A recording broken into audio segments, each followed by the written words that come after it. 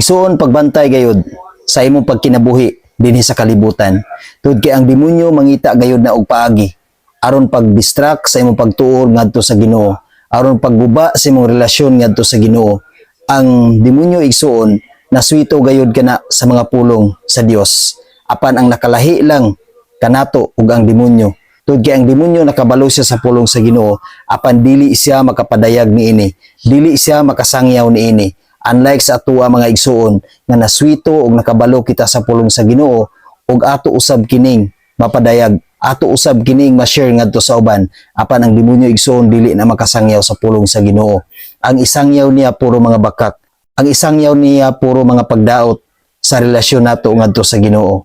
Aton tanawon sa Lucas 4 versikulo 9, kung giunsa sa yawa pagtintal si Jesus, samtang si Jesus nagpuasa sulod sa 40 ka adlaw. Unya gidala siya sa yawa ngadto sa Jerusalem o gipahiluna siya sa kinatas-ang bahin sa templo o giingnan, anak ka man ka sa Dios, ambak ngadto sa ubos.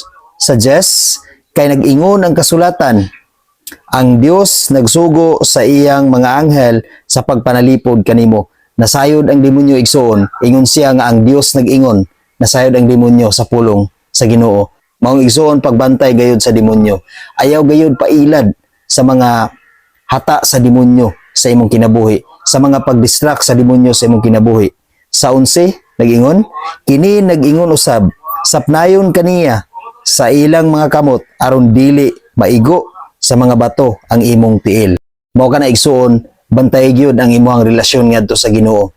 Tungod kay ang demonyo nakaswito gayud siya sa pulong sa Ginoo. Mangita siya paagi aron pag-twist niya na igsuon. Mangita siya paagi aron malayo ang atong relasyon ngadto sa Dios. Ang importante ana igsuon na dili ka mailad sa demonyo. Dili maguba sa demonyo ang imong relasyon ngadto sa Ginoo. Mao kanay pinaka-importante igsuon. Tungod kay kung dili ka magpa-distract ug dili nimo tugutan ang demonyo nga mao'y muguba sa imong relasyon ngadto sa Ginoo, sa imong pagtuo ngadto sa Ginoo, ang mga anghel sa Dios moatiman gayud kanimo. Ang power, ang gahom sa Dios manaa gayud kanimo ug mao gayud kanay maghari kanimo ug mao kanay magbantay kanimo sa kanunay.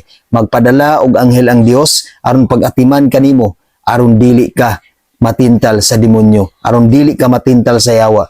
Mong sa kanunay igsuon aron dili ka matintal sa demonyo sa imong pagkinabuhi dinhi sa kalibutan, lig-una ang imong relasyon ngadto sa Dios, lig-una ang imong prayer life ngadto sa Dios, lig-una ang imong pagtuo ngadto kaniya aron aduna kay kaisog sa pagsukol sa demonyo diha sa imong kinabuhi.